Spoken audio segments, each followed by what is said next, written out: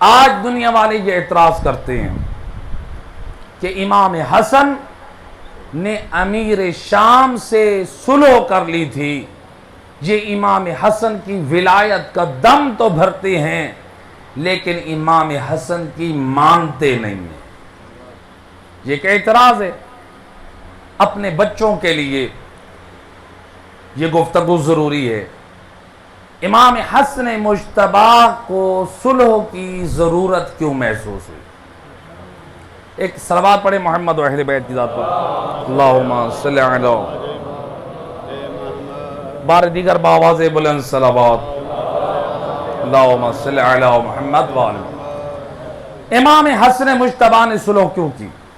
اس سے پہلے، صلح سے پہلے ہمیں کچھ حالات کو دیکھنا ہوگا جسے علماء اہل سنت نے، علماء شیعہ نے بڑی امانت سے نقل کیا۔ کیا حالات تھے امام حسن مجتبی کے زمانے میں؟ جب امام کی جنگ جاری تھی امیر شام کے ساتھ، 12,000 کا لشکر جو پیش قدمی کیے ہوئے تھا، جو قیس ابن سعد جو اس لشکر کا کمانڈر تھا، وہ جنگ کر رہا تھا۔ وہ اس انتظار میں تھا کہ جب تک امام کی طرف سے حکم نہیں آئے گا میں پیچھے نہیں ہٹوں گا۔ لیکن ادھر سے ان کو نقصان ہو رہا ہے۔ اب انہوں نے کیا کیا؟ ایک سازش کا راستہ اختیار کیا۔ امام حسن کے شیعوں میں، امام حسن کے لشکر میں اور قیس ابن سعد کے لشکر میں یہ بات پھیلا دی کہ امام حسن نے امیر شام سے صلح کر لی ہے۔ جب وہ یہ سنیں گے ان کے حوصلے پست ہو جائیں گے، وہ امام کی محبت اور طاعت میں اپنے ہتھیار ڈال دیں گے، تو جب حوصلے پست ہوں گے ہم لشکر کشی کر کے ان پہ کامیابی حاصل کر لیں گے۔ ادھر سے یہ لشکر کو کمزور کرنا شروع کیا۔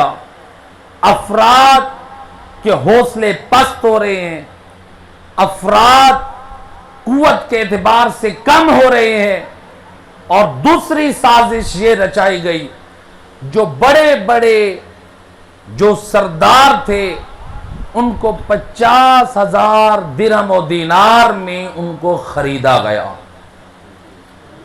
تاریخ اس بات کی گواہ ہے۔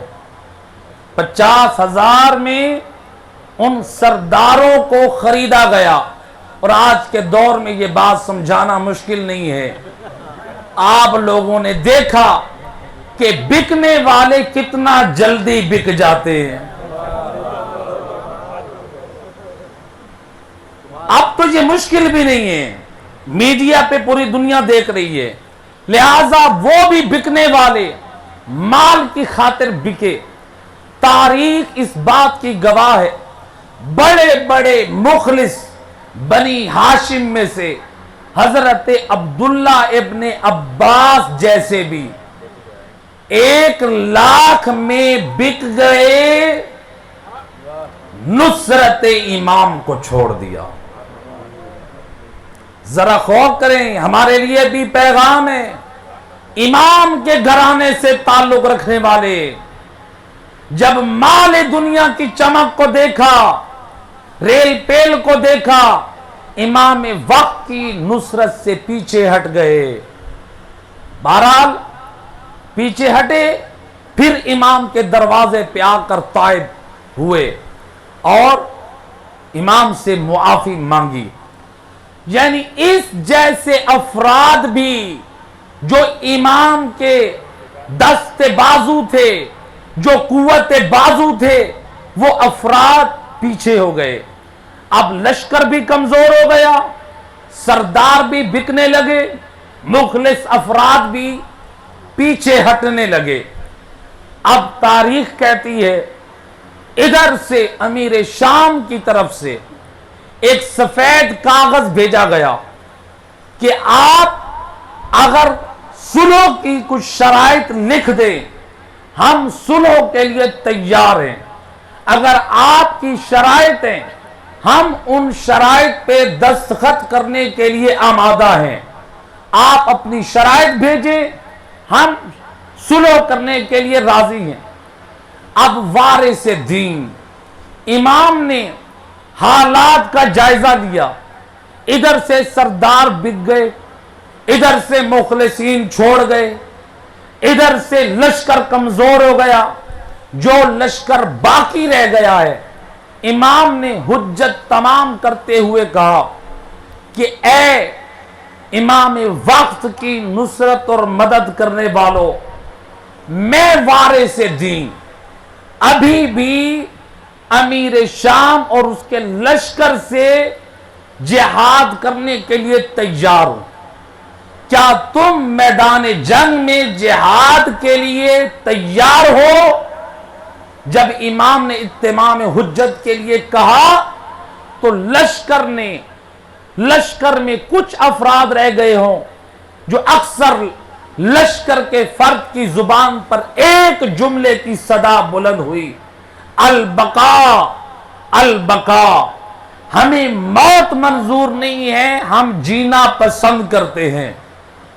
اب ذرا دیکھیں، لشکر کمزور بھی پڑ چکا ہے، سردار بک بھی چکے ہیں، مخلصین ٹوٹ بھی چکے ہیں، چند مخلصین رہ گئے ہیں، کچھ ایسے بھی ہیں جو امام کی صحیح معرفت نہیں رکھتے، بڑھ کر کسی نے امام کو جب سلام کرتے تھے تو الیاذ باللہ یہاں تک کہہ دیتے تھے السلام علیک یا مذل المومنین، الیاذ باللہ، اے مومنوں کو گمراہ کرنے والے۔ جب امام پر ایک آنے والے نے یہ سلام کا انداز اپنایا، فتبسم حسن ابن علی، امام حسن مجتبی مسکرائے، فرمایا جو تم نے مجھے کل آ کر کہا تھا السلام علیک یا امیر المومنین، میں تمہارے اس انداز پہ راضی نہیں تھا، اس لیے کہ امیر المومنین کا لقب خاص ہے میرے بابا علی ابن ابی طالب کے ساتھ، میرے بابا کی یہ شان ہے، تم مجھے یہ کہہ رہے ہو مذل المؤمنین، مجھے یہ تو قبول ہے لیکن اپنے بابا کا لقب مجھے منظور نہیں ہے۔ عظمت امام علی پہ صلوات پڑھ دے محمد و اہل بیت، اللہم صلی علی محمد و آلہ۔ یہ کچھ ایسے تھے جو امام کی معرفت نہ رکھتے تھے، آج کچھ ایسے نادان بھی پیدا ہو چکے ہیں جن پر امام وقت کی معرفت تھی، وہ سوچ رہے تھے کہ ہم جو کہیں امام ویسے کریں، امام واجب و طاعت ہے، امام کی پیروی کرنی ہے، امام سے پیروی نہیں کروانی۔ آج ایسے کچھ ناقص المعرفت لوگ کہتے ہیں آغا سستانی کو ایسا نہیں کہنا چاہیے، رہبر معظم آیت اللہ خامنائی کو ایسے نہیں کہنا چاہیے، اور میرا دوست میں نے اور تو نے دین ان فقہا کے دروازے سے لینا ہے، ان فقہا نے ہم سے دین نہیں لینا، ہم ان کو دین سکھائیں گے، ہم نے ان سے دین سیکھنا ہے۔ ایک صلوات پڑھ دے محمد و اہل بیت، اللہم صلی علی محمد و آل محمد۔ امام کے زمانے میں اب یہ حالات ہیں، ادھر سے سفید کاغذ آ چکا ہے، آپ شرائط لکھیں، جو آپ کی شرائط ہو ہم اس پہ دستخط کر دیں گے۔ اب لوگ کہتے ہیں امام حسن نے صلح کی اور انہوں نے گویا اس سے دوستی کر لی، یہ امام حسن کے چاہنے والے اس دوست کو دوست نہیں رکھتے۔ امام نے جو صلح کی ہے ذرا پہلے یہ دیکھیں وہ کس وجہ سے کی ہے، کیا امام نے دوست سمجھ کے کی ہے یا امام نے اپنے جد رسول کی سنت اور بابا علی کی سنت پہ عمل کیا ہے؟ پہلے سلو کا پس منظر تو دیکھیں، امام جو سلو کر رہے ہیں، امام کس چیز کو سامنے رکھ رہے ہیں؟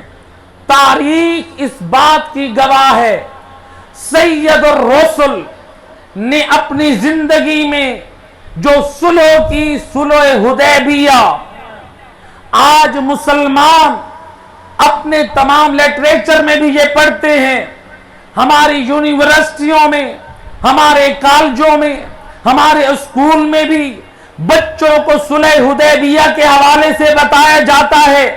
تو اب ذرا غور کریں، نبی کس سے صلح کر رہے ہیں؟ کافروں سے۔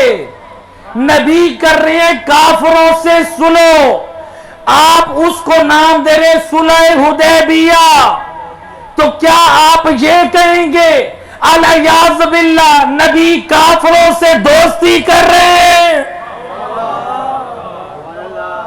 اگر آپ کافروں سے صلح کو نبی کی دوستی کا نام دیتے ہیں، ہم آپ کے ایسے اسلام کو سلام کرتے ہیں۔ نبی کی یہ صلح دوستی نہیں ہے۔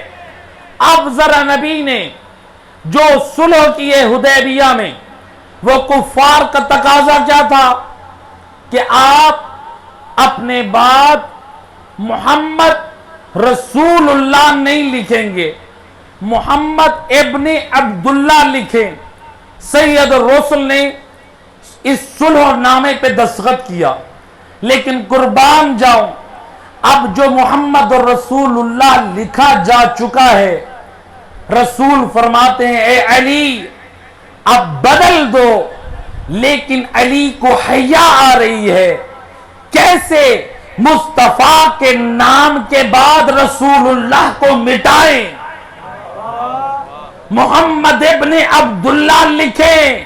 نبی سمجھ گئے مزاج علی کو، علی وہ دافع نبوت ہے جو رسول اللہ کا لکھا ہوا ہونا بھی مٹانا پسند نہیں کرتا، بھلا وہ نبی کے دین کو مٹا دیکھے کیسے پسند کرے گا؟ جو آج دنیا کہتی ہے، صلوات پڑھ دے محمد اللہم صلی علی محمد، جو آج دنیا یہ اعتراض کرتی ہے علی نے تو فلاں کو مشورہ دیا، علی نے فلاں کو مشورہ دیا، علی نے فلاں کو مشورہ دیا، علی راضی تھے تو مشورہ دیتے تھے، علی کی نگاہ میں ناموس اسلام تھی، علی یہ دیکھ رہے تھے اگر میں نے مشورہ نہ دیا تو اسلام کی ناموس پہ حرف لازم آئے گا۔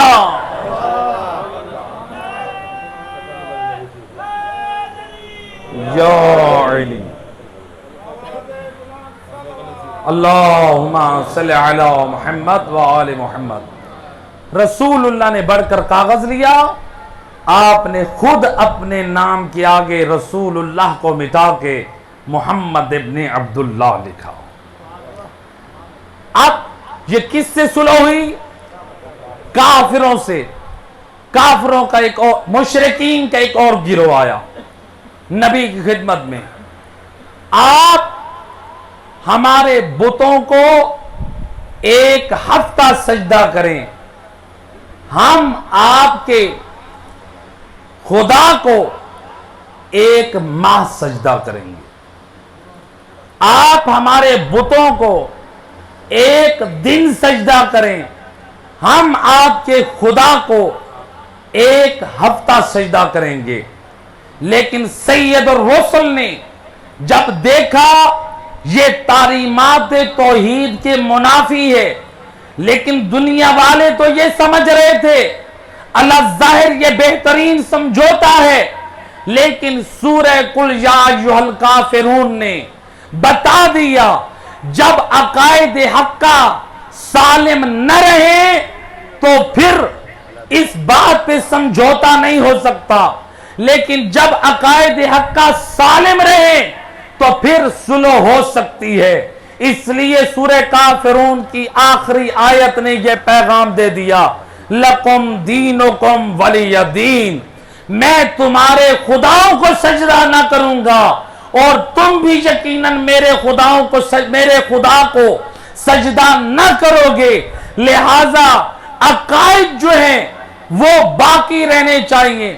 اب نبی کی ان مشرکین سے بھی صلح ہو رہی ہے عقائد کی بنیاد کو باقی رکھتے ہوئے، نبی کافروں سے بھی صلح کر رہے ہیں، اور ادھر سے نجران کے کافرین جو عیسائیت یہ کہتے رہے حضرت عیسیٰ ابن اللہ ہیں، سید الرسل ثابت کرتے رہے ابن اللہ نہیں ہیں، اللہ کے فرزند نہیں ہیں، وہ اللہ کے بندے ہیں، وہ اللہ کے نبی بن کر آئے ہیں۔ اب یہ کافروں نے یہ طے کیا کہ ہم مباہلہ میں آئیں گے اور وہاں پر فیصلہ ہوگا۔ سید الرسل اپنی آل کو لے کر آئے اور اس میں سب سے آگے جو نمایاں سید الرسل نے اپنے جس فرزند کو آگے کیا ہوا ہے وہ امام حسن مجتبی۔ آپ اس میدان میں امام حسن مجتبی کو نمایاں طور پہ دکھا رہے ہیں اور دنیا والے یہ دیکھ رہے ہیں کہ حسن مجتبی یہ سچا چہرہ ہے، حسین یہ سچا چہرہ ہے، دنیا والے دیکھ رہے ہیں، لیکن وہ بنی نجران، وہ عیسائیت اپنے ارادے سے باز آ گئے، وہ پیچھے ہٹ گئے، گویا ایک قسم کی اس صلح پہ سمجھوتا ہو گیا۔ ہم آئے تو لعنت کرنے تھے، لیکن اگر تم پیچھے ہٹ رہے ہو، اب تم اپنے اس گزشتہ نظریے سے رک رہے ہو تو ہمیں تسلیم ہے۔ اب بنی نجران کے ساتھ بھی نبی کا یہ عمل گویا صلح والا قرار پا رہا ہے۔ یہ تیسرا رسول کا عمل، رسول کی سیرت کا چوتھا عمل، فتح مکہ پہ جب رسول اللہ آئے اور امام حسن مجتبی بھی ساتھ ہیں، اب دیکھا فتح مکہ کے مقام پر بڑے بڑے مشرکین کے سرداروں نے مفاد کے لیے اسلام کو قبول کیا، لیکن جب مدینے میں پہنچے سب سے بڑے منافق بن کے ظاہر ہوئے، اور یہ منظر حسن مجتبی اپنی آنکھوں سے دیکھ رہے ہیں۔ میرے نانے نے جو صلح کی ہے، کن لوگوں کو پناہ دی ہے، کوئی مشرکین ہے، کوئی کافرین ہے، کوئی منافقین ہے، کوئی عیسائیت پہ جمع ہے، اور ادھر سے امام حسن نے دیکھا کہ جب خوارج جب امام کے مقابلے میں آئے، جب شام سے لشکر آیا، یہ بھی ایک منافقت پہ جمع تھے جو خلیفہ رسول کے مقابلے میں آ کے جہاد کا علم بلند کیا، لیکن جب قرآن کو سامنے پیش کیا تحکیم کے طور پر، علی حیدر کرار نے جب دیکھا کہ اب یہ قرآن کو درمیان میں لائے ہیں، علی مولا نے اپنی تلوار کو رکھ دیا۔ اب حسن مجتبی علی کے لال نے بھی یہی دیکھا کہ اب لشکر بھی کم پڑ چکا ہے، مخلص لوگ بھی ساتھ چھوڑ چکے ہیں، اور ادھر سے یہ شرائط نامہ کا، صلح نامہ کا وہ شرائط لکھی جانے کا وقت بھی آ چکا ہے۔ اور امام حسن مجتبی نے پھر جب یہ دیکھا اپنے لشکر پہ حجت بھی قائم کر چکے ہیں، اس وقت امام نے پھر صلح نامے کی شرائط کو لکھنا شروع کیا۔ صلوات پڑھ دے محمد و اہل بیت، اللہم صلی علی محمد۔ اب امام نے اس صلح نامے کی پہلی شرط، اس صلح نامے کی جو شرائط ہیں، علماء اہل سنت علماء شیعہ نے اگر ان کو جمع کرے تو تقریباً وہ 12 شرائط بنتی ہیں، لیکن میں وہ 5 شرائط جنہیں علماء اہل سنت نے بھی نقل کیا، جنہیں علماء شیعہ نے بھی نقل کیا، جو باقی 7 شرائط ہیں وہ ان شرائط کے گرد گھومتی ہیں۔ پہلی شرط جو امام حسن مجتبی میں اس میں لکھی، بسم اللہ الرحمن الرحیم، پہلی شرط یہ ہے، اے امیر شام تو تخت حکومت پر تو بیٹھے گا، لیکن میری شرط یہ ہے تو کتاب خدا اور سنت رسول کا پابند بن کر رہے گا۔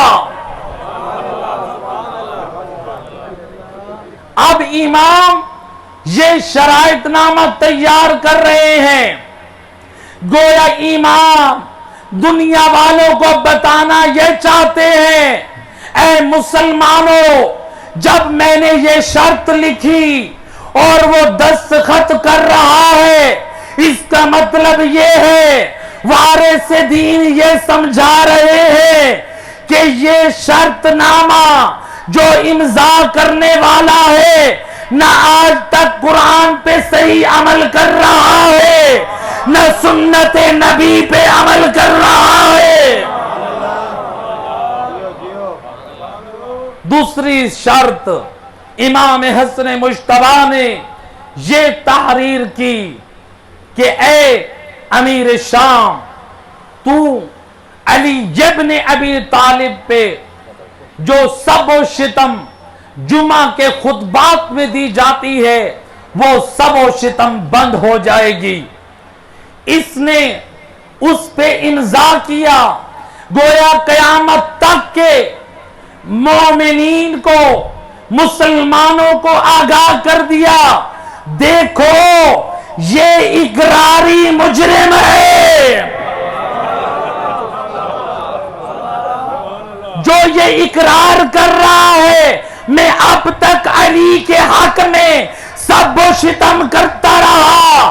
نبی کی زوجہ حضرت ام سلمہ فرماتی ہے میں نے نبی سے سنا من سب علیاً فقد سبنی، اور مسلمانوں نبی فرما رہے تھے جس نے علی پہ سب و شتم کیا، جس نے علی پہ سب و شتم کیا اس نے مجھ مصطفیٰ پہ سب و شتم کیا۔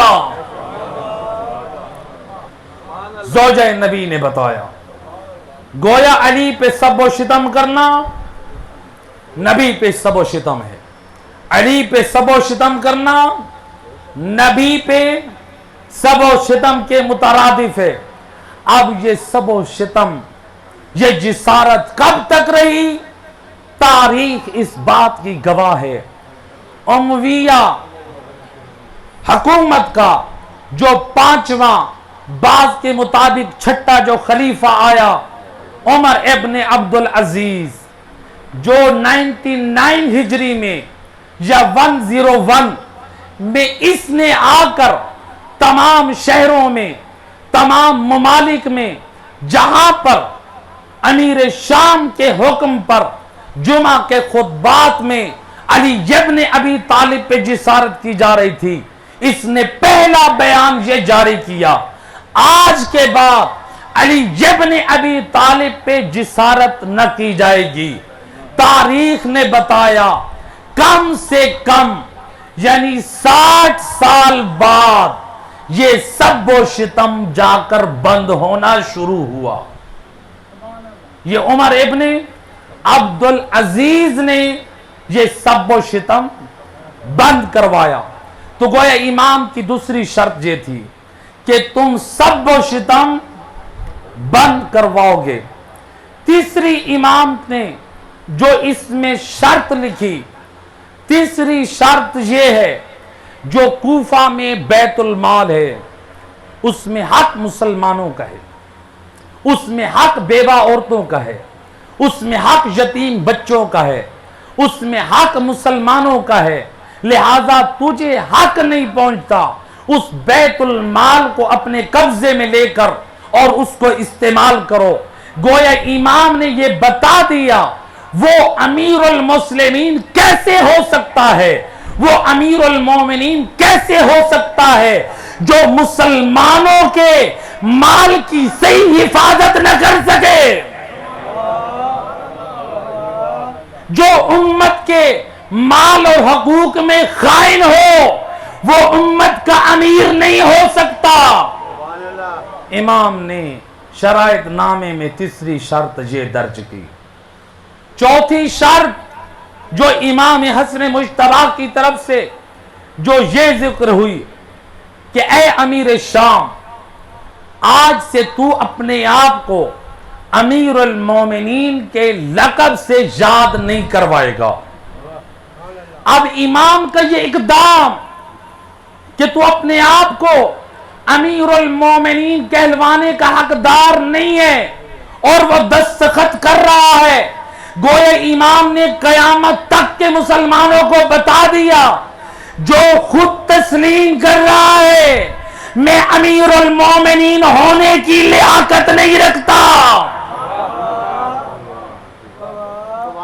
امام نے پانچویں شرط جو اس میں ذکر کی، امام نے فرمایا اس میں پانچویں شرط یہ ہے کہ تو اپنے بعد کسی کو ولی عہد نہیں مقرر کرے گا، اپنے بعد کسی کو خلیفہ نہیں بنائے گا، اور اس نے اس کے اوپر بھی دستخط کیا اور دنیا والوں کو قیامت تک کے مسلمانوں کو پیغام دے دیا۔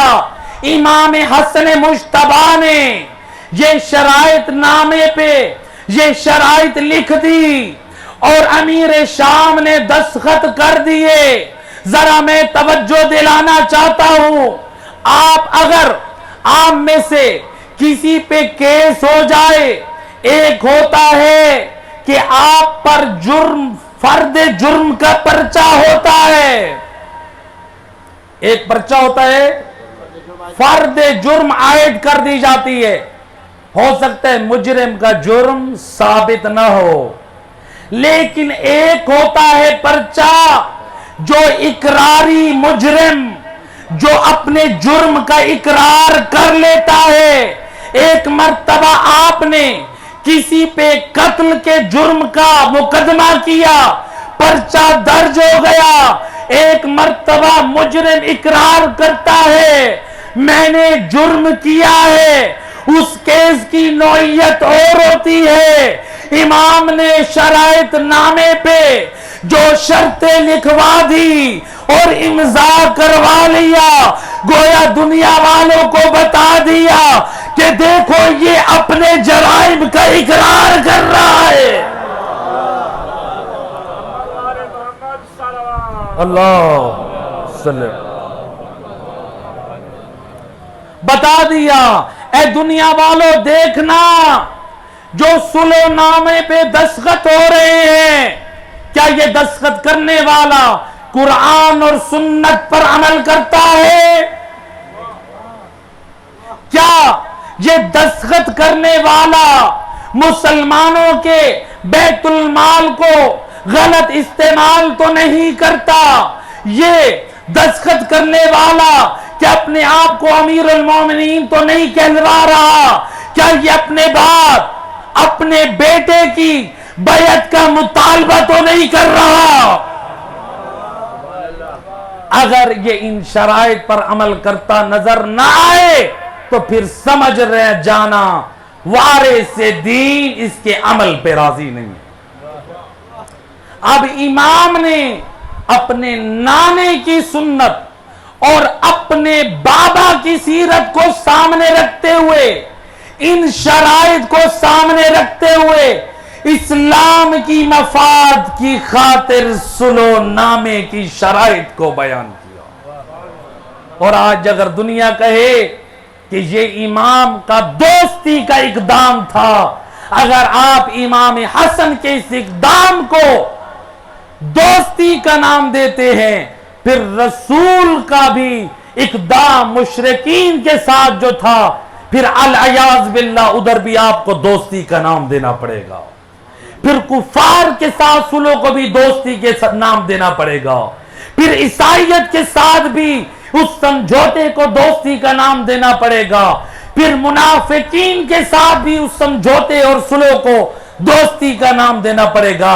اور اگر آپ دوستی کا نام دیتے ہیں تو پھر اسلام کے نام پہ ایک بہت بڑا داغ بن جائے گا، اور جس سے عظمت رسول بڑھتی نظر نہیں آئے گی بلکہ شان کم ہوتی نظر آئے گی۔ ایک صلوات پڑھ دے محمد واحد۔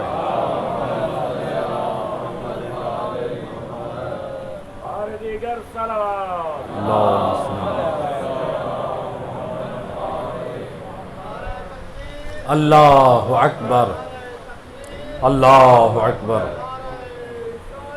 یا رسول اللہ، یا رسول اللہ، یا علی۔